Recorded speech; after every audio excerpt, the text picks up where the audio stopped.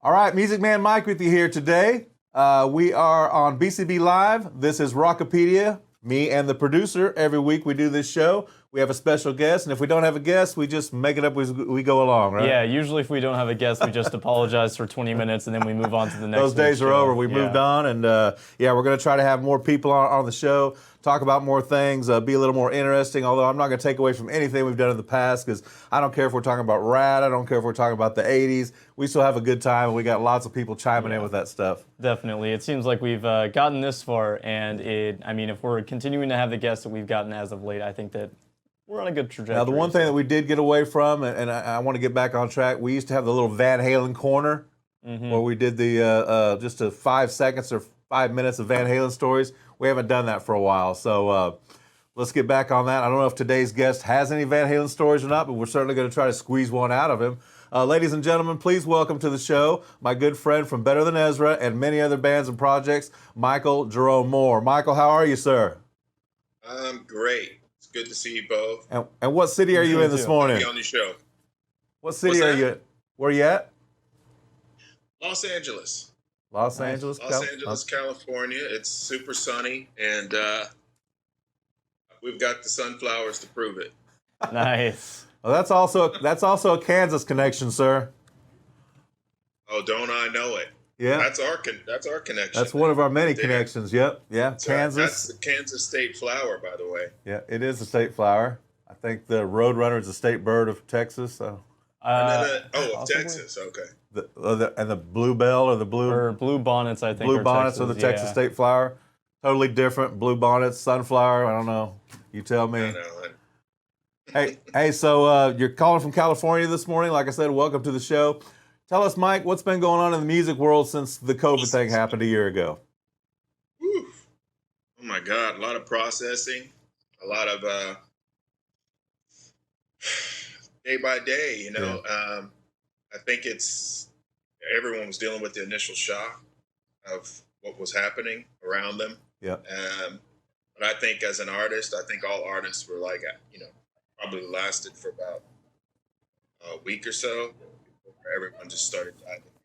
Yeah. What we do. Yeah, so I kind of put you on the spot there, but really what it was, it's a year ago, and I'll tell you my part of it. I bought Rolling Stones tickets 3 months before this happened, and then the show was supposed to be a year from now, a year ago today actually, or this month, wow. May of 2020, and it got postponed. I didn't want a cancellation. I didn't want my money back. I just wanted to go to the show, and then reality starts setting. It's like, there's not going to be a show, is there? And I still got those tickets. This is it, Yeah. It turned into. Well, we had a lot of. You had the world turn upside down on us in like a week. Everybody who was used to looking at full calendars, watched everything they had scheduled disappear in a matter of days. So you didn't need a manager anymore. You didn't need a manager anymore. Yeah. Oh, damn it. Anyway. So Michael, sorry. Yeah, go ahead. I know you've worked with a ton of bands in the past, like we said, Better Than Ezra, people like Taj Mahal, even Richard Thompson. So to kind of go off the COVID topic here, since you were working with a lot of these musicians and that's kind of how you were bouncing around, it seems like at least in the music world, how did you make up for that over COVID? Did you do any work for people, like, say, tracking drums at your own place and then sending it out or anything like that? Or did you just kind of find a gig while you were at home? It was a little of all of the above, like I said, just processing and figuring out how to continue to work. It was a lot of artists had already established doing virtual work, working online and flying files in and out, as we say. People would call and say, "Hey, can you play drums on this?" And fortunately, that was something that was already established pre-pandemic. So a lot of session work continued that way, and also just being able to dive into my own stuff, try to focus on being creative that way. Collaborations that weren't happening because we were all working, on the road or touring or whatever. So it really gave us, as tragic as it all, everything been, it was a huge opportunity to take advantage of, and I think produce even more, be more creative, and it's been fun. Fun in that respect. And you also have your monthly newsletter, and I know you've addressed some of this every month. Just when it first happened, like we're confused, what are we doing? And then when, like you said, the world got turned upside down, reality, you went in depth in your monthly newsletter with how you're feeling about it, what you view the world as. I mean, very introspective is what that was. Good reading. Oh, thank you, man. I appreciate you looking at that thing, Yeah. And those are my random thoughts, and they're often written at the very last minute, and yeah, just I'm grateful people look at it. It's just it's my opinion and my thoughts about things, but I'm also just trying to give people something else to think about as well. There's a lot out there, a lot of things out there. There's a lot of artists continue to create. There's a lot of artists that you may never hear of because they're not popular or whatever. And I love sharing other people's music and exploring and discovering new music. So. Well, like you said, it's your last minute thoughts. At the last minute, you put it together, throw it together. Me and Dylan are living proof that works. Yeah. Every week is thrown together, but you know what? Every week we somehow manage it. We haven't had a script once. I have like a handful of this things is probably written down. This is probably the most notes I've ever done. Yeah. And it's also Yeah, a guy. I end up getting a lot of good information from you guys. I'm just like, oh, weird, really? That happened? Wow, when was that? So you're a fan. So you're a fan of Rockapedia? Is that what you're saying? I think that's what I'm saying, guys. So we got one All fan. right, we got one fan. Where's Way that- to go, where's guys. that- where's that bell at? Hey, yeah, we need like an air horn or something. Yeah, let's ring on the Halls of Machine coffee cup. How's Yes. that? So for everybody watching right now or listening on Spotify, there's two ways to listen to the program. Let me go a little bit more in detail, because when I said Michael Jerome's going to be on the show, this guy got excited, did a backflip. A lot of people know who you are and what you do, but a lot of people don't. So let me tell you my side of the story, how me and Mike met, where he comes from, then he can go into detail and correct me where I'm wrong. Me and Mike have that Kansas connection. He held up the sunflowers because we're both from Wichita. Mike, were you born and raised there for a while? Okay. Yes, I was. Born in Wichita, lived there till I was 12. And the first time Mike and I met was in Tulsa, Oklahoma, and that was in June of 2009.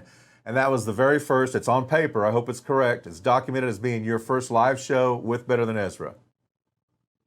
One of my first live shows, yes. Was that the Fly Trap Music Hall in downtown Tulsa? That's right. Hey, and I don't know, this was running through my head ever since we booked the show with you, like questions I'm going to ask you, and then your memories and your recollections of it. I don't know if everything like blurs together or if you actually can dissect shows and remember different things about them. Do you do that? Sometimes I can, sometimes I Yeah. can't. It So- just depends on what was flowing that night, Yeah. or not. But like the show you're mentioning right now, I remember you and your beautiful wife there that night. So, and talking to you guys. So, And that was the first time we'd ever met. And I think the reason that we made a connection was because we started talking and you were the new guy, and we'd seen Than Ezra by that time, probably, we'd seen at least two shows before that I know of. So we were fans already. And then here's the new guy coming in. We wanted to make you feel welcome. Obviously, that's just like our ambassadors. And then you told us we told you we were from Wichita, and you said, "Yeah, I'm from Wichita too." I'm like, "Oh, okay, well here we go. This is pretty awesome." So I mean, we drove down I from had Wichita. my end with Mike then, so I'm like, I'm good. Yeah, so we drove down from Wichita for that show and got to meet you. Tyrone Wells opened. Do you remember Tyrone Wells? Yes, indeed. Yeah. He's very good. I got some of that on video. He's very good. But let's move on. So after that, it turned into be that summer turned into be the summer of Michael Jerome Moore, because here's how we established our relationship. We got to see you 2 more times that summer just by coincidence. So we didn't forget each other. It wasn't 2 years later that I saw you. So the next time we saw you was in Albuquerque, and that was, no, I'm sorry, in Kansas City, July. So 1 month later, we're in Kansas City at the Power and Light District. That's right. Now, so we live in Wichita. Kansas City's up here, Tulsa's down here. It's just a little short jaunt, so why not go? So we went, saw you that second time. You were cordial enough again to make sure that my wife got a copy of the set list. Mike gave the guy working the stage, one of the roadies, the set list, and he pointed and said, make sure she gets that. And he took it over. Now, they were so busy that night. It was crazy busy that night. Hot outside, but it was a great night. And then that's when we went to Albuquerque to visit. Coincidentally, we went to go visit a friend of mine, a friend of Sandy's that lives down there, Rosalie Lopez. Went to go visit her, and you guys were playing a place called the Sunshine Theater. And so we said, well, we're going to go see Better Than Ezra, Rosalie. I'm glad we're here to visit you for 3 days, but I'm going to see Better Than Ezra tonight. So she dropped us off, and she went and did something else. And you probably don't remember this. There was some technical difficulties at the beginning of the show you guys had there, like the first 3 or 4 songs, and Kevin was getting a little stressed out, I could tell. It was also the night of a big outdoor concert, and it was the reunion of, who's Travis Barker play for? Blink 182. So Blink 182 got back together, and like everybody in Albuquerque went to that show. Nice. So only the cool people were at Better Than Ezra. So that was a fun night. So we got to see you like 3 times in 3 months and talk to you every time. And that's kind of how we developed our relationship. And then after that, every time we saw each other after that, I'm talking about in Wichita at the zoo. You played the Sedgwick County Zoo in Wichita, and right across the street was Players Sports Bar, where Sandy and I worked for 15 years. So after the show was over, we went over there. We had dinner and drinks with Mike at our old sports bar we used to manage. Nice. And then we saw you after that, House of Blues a couple times. And the last time we saw Better Than Ezra, we went to some theater downtown, Civic Theater downtown, and some guy comes out and plays the drums. It's not you. I don't know if I gave you enough hell about that or not, but I was like, okay, I'm good with it, but come on. I came to see Mike. That's I've been really blessed in my life, and one of the things is being able to call other drummers and plead for their assistance and can't do a show. And I've also been really blessed in respect to being able to do other projects that I'm obligated, I had committed to rather, and the band that I'm leaving tolerate it. It's not always easy to be in a band and then, pull them aside and ask them and let them know that, is it okay if I take off on this show? It's something I got to do for another artist, and be okay with that. For younger, you left your, if you wanted to do something else, it was just like, man, come on, man. Yeah. You're either with us, We're a gang. You gotta choose, this is the band or else. Yeah. Pick something else, you're out, Come on, don't you want to play the St. Louis, Nashville circuit, or do you want to go overseas with Richard Thompson and see the world?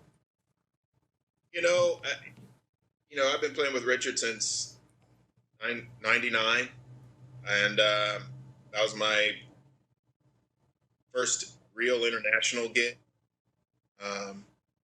with an English artist. I don't know if you know anything about Richard Thompson. Oh, yeah. He started a band in '67 called Fairport Convention, and pretty much established a very unique folk sound, electric folk music, and and spread, around the world. So later had made wonderful records with his Linda and Richard and Linda Thompson records. Some of the most notable there, and then started his solo.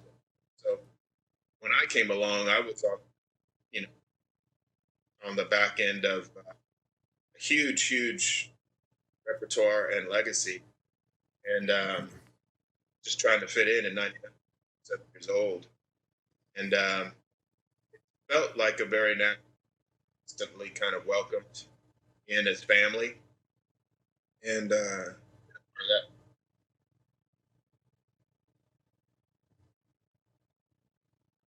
Froze up. Yep. We froze up. saying that. We froze up for a second, but I think we're good now. Okay, cool. I was just saying that working with Richard has been one of the best things ever. So, but when I take off and do those shows with Richard, or at the time it was also in John Cale for a while, and I was working with John Cale and Richard Thompson, and then I joined Better Than It. And those are some. They're all vastly different, and the contrast. You won't find it's not like there's not a lot of crossover audience there. It's three different audiences. But it was a blessing to be able to do all three for a moment. It wasn't going to last forever. But, to do that for a moment, really lucky guy to try to do that, and really understanding of fans. Understand.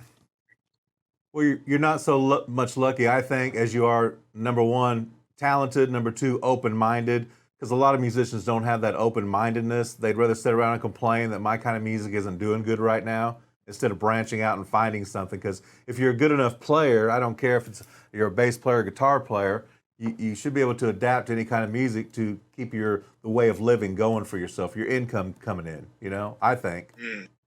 Yeah. I can't disagree with that. There's a hustle out there that all artists recognize. I think everyone, artists or not, there's a hustle out there that you've got to recognize if you want to be successful, or just have a decent life for yourself.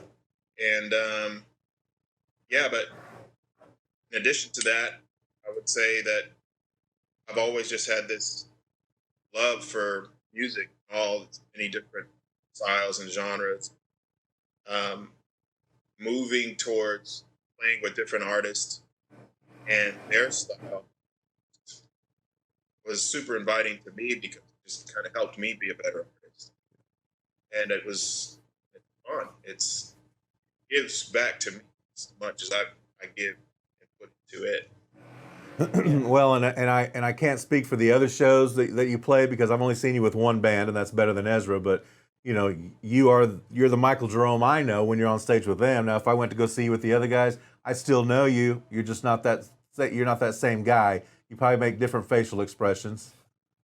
Those guys are over the top. They have a lot of fun, and you're right there with them doing it. A guy like John Cale, a guy, those are all different kinds of shows. But if any of those guys went and attended a Better Than Ezra show, they say, "Oh yeah, I know that Mike. That's the funny Mike. That's the."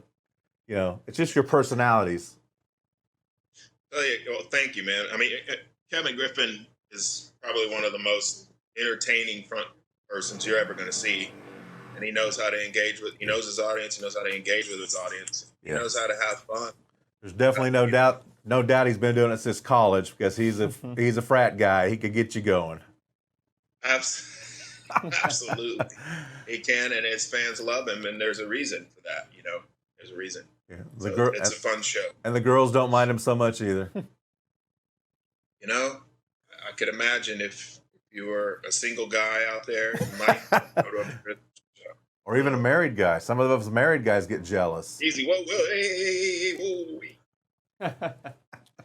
So you were mentioning that being able to branch out into other music genres has really helped you grow as an artist as well. And a lot of people do say that. I know Mike is a musician, and I am as well. And I know that one of the biggest things that's helped me, like you said, is branching out to those other genres and learning those new styles and seeing how those influences come into different genres of music.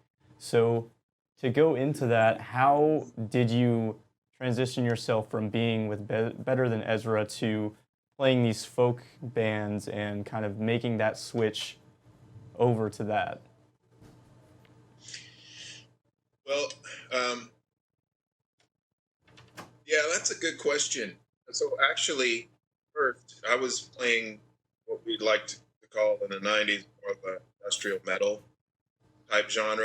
There was a band called Course of Empire in the '90s. When we broke up in '98, um, I kind of transitioned back into things I was doing as a child with my mom, who was a concert pianist, and I played jazz standards in churches and birthday parties, country clubs, so on and so on with her until I was 17 years old in Wichita and Fort Worth, Dallas, DFW area. And when I started playing with bands in the DFW area, it was everything from pop to industrial metal. Then I joined, which was the electric folk music scene. So that transition was pretty drastic. Uh, and then I joined Hale, and I was playing with the Blind Boys of Alabama and working with different artists like Charlie Musselwhite, who's artist. Who introduced me to a ton of. That's when Taj Mahal came into the scene. Harper was producing a lot of stuff with Blind Boys at the time. Um, John Hammond Jr., David Lindley. Uh, oh, these artists were, you know, like icons and gifts to work with. Billy Preston, Duke Rubiard. These people all would come in and collaborate to help make, were artists I got to work with in the Blind Boys of Alabama period, from like 2001, 2004 or so. Then came Better Than Ezra. And to answer your question, I don't know. The love that I had for the many different styles of music, always just loved it. I grew up on soul music, jazz and hip hop when it first started. A completely different style of music than it is now. I loved Irish, discovered that. I loved Middle Eastern music. I discovered that. I loved African music, Latin and Cuban and Brazilian music when I discovered that. And Indian music when I discovered that. It's endless. And I would just stay in those realms because they were so foreign and fresh. But because of my love, all of those different styles of music, I would say moving, wanting to try that new style and see what that is and what it does, and part of that music was really exciting to me. But how do you do that? I can't answer that question. First, you just have to love it. I love all styles of music. I want to see if I can. Do it. And not being raised on that style, I want to see if I can become part of that music as well. Cool. So almost like the challenge to yourself of, I enjoy this kind of music, I want to see if I can do it myself. That's the long and short of it. I mean, I continue to get the opportunity to do these things, Yeah. And there's a lot more out there that I want to do. There's so many different styles of drumming and so many masters out there that you can learn from. There's a lot of work to be done, and there's a lot more that we can all be doing, music, in general, but in art, especially artists. So it's not really just to prove to yourself that you can do it. There's also people that are wanting you to be successful at whatever you attempt, and they're watching you, whether you know they're watching you or not. And wow, did you see what he just pulled off? Or if he can do that, maybe he can do my stuff. That from a business and career standpoint, that's what you're doing. You're hoping. The phrase. You're only as good as your last gig. Yep. Someone is watching you Oh, yes. do what you do, and they're either liking it or they're not. And if inspired by it at all, they might just call you and say, "Hey, are you interested in doing what I'm doing? Because I saw you do this style." Yeah. The pitfall sometimes is that people see you play one style of music and they assume that's all you can do, and that happens to artists all the time. You know, they're like, "Well, you're just." I know I've seen you play. That's what you do. You're a rock drummer, and well, I know that I'm not. Yeah. But I enjoy rock a lot. I love punk music. I love rock music. You know, I appreciate metal drummers, you know, but I also appreciate jazz drummers, and so on and so forth.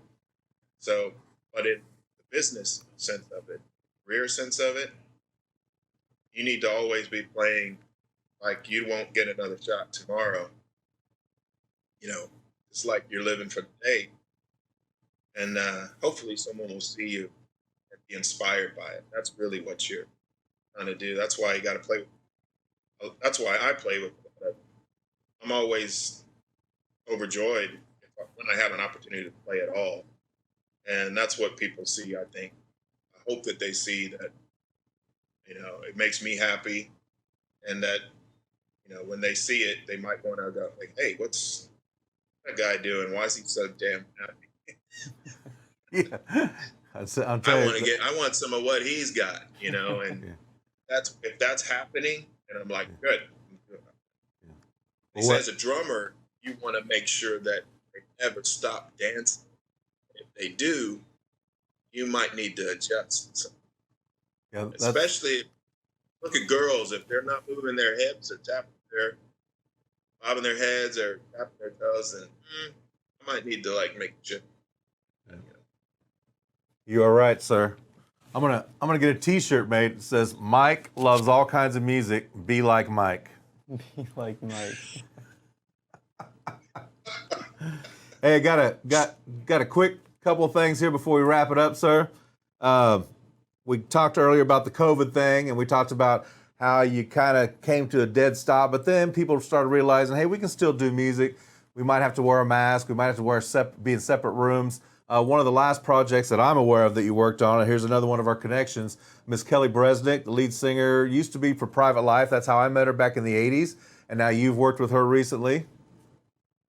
Yes, indeed. She's awesome. She's got a special magic and energy. I think when we first met and we first worked together, I think we were just like both just like, wow, I really like this person. You know, there's a great energy coming from this person, and that you just want to be around and want to make music with. So,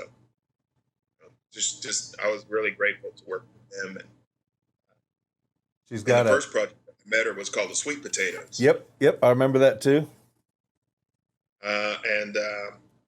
And then after that, she called me for work on her solo record. That is great. I just tell people what a small world is. How who would have ever thought that at one time, I think we were probably all here together. You were here. She was playing here, coming back and forth from Shreveport to the Ritz and places like that here in Dallas. I was coming here to see him from Wichita.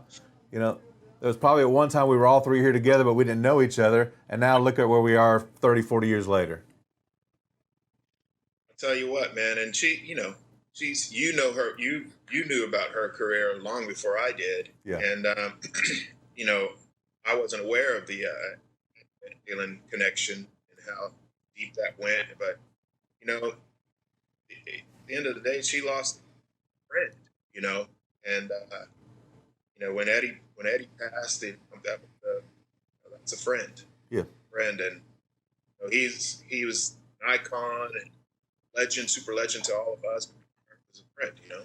Oh no, I remember that friendship. I never was in the same room with both of them together, but I do know that he saw some of the band, but her in the forefront, and he worked with her. He kind of looked at her like the Patti Smythe of Scandal, and he wanted to turn her into something, and that's why he signed her with Warner Brothers. He produced the first album. He did everything he could for him. The second album, I think, was just a contract obligation. I'm not sure, but they really tried hard. They went on tour and opened up for Van Halen one year. But you're right. They knew each other for a long time. They were all good friends, Valerie, Ed, and Kelly. The other people in the band, too. But mostly those three were pretty inseparable there for a while. And she was allowed access to 5150 and work on vocals anytime she wanted to. I mean, yeah, you're right. They probably haven't seen each other in a long time. They probably haven't talked to each other in a long time. But I can imagine what that was like for her. Yeah, I just send blessings and love to all of them. He touched a lot of people, and obviously he touched a lot, did a lot for her, and she's just got a great voice, and like I said, a lot of power. You're all the best and greatest best. So in a roundabout way, unknowingly, we did do the Van Halen corner. Yep, it always comes back. It We always always do circles back around. Van Halen Always circles every back episode. around. Always comes back. All right, Mike, I got a couple quick questions for you, and we'll let you go, sir. Do you have a favorite city? Oh my God! It's the first one that pops in your head. And originally, the first thing that popped in my head was Chicago. And the reason why I like Chicago is because it's been, no matter what style of music, what kind of band I've gone through Chicago with, once they've decided that they like what you do, they've been the most consistent for the longest period of time. Over the last 30 years of touring, I could go to Chicago and the energy and the love that we get back, and the reciprocal energy playing shows in Chicago is always. I'm gonna go with Chicago then.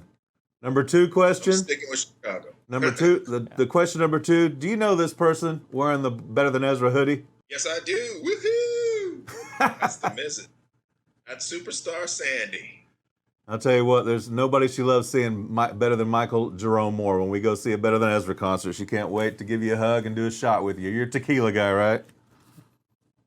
I've been known to do a few tequilas. That's what I thought. I didn't even have to write that in my notes. All right, Mike, thank you for joining us, brother. I appreciate your time. Man, I loved it. I love you both, and I really appreciate you having me on the show, man. And you know what I figured after all these notes I took, the conversation we had, and the different directions it took, I think we need to do a part two. Doesn't have to be anytime soon, but sometime we'll set up a part two and we'll go into some different stuff than what we talked about today and just continue this on, because some other people are probably going to be interested in what you had to say. Now they've met you for the first time. They know who you are. They're going to go out and listen to John Cale. They're going to listen to Richard Thompson. If they've never listened to Better Than Ezra, they might even try that sometimes. I hope they do. Call me anytime, man, and I'll talk your ears off. I know you will. Well, thanks for joining us. We appreciate you hopping on and taking the time to be a part of it. So take care. Tell your lovely wife I said hello, and hello from Sandy, too. Yes, indeed, guys. All right, I appreciate you both. Bye-bye. thanks. Peace. All right. Bye. Peace.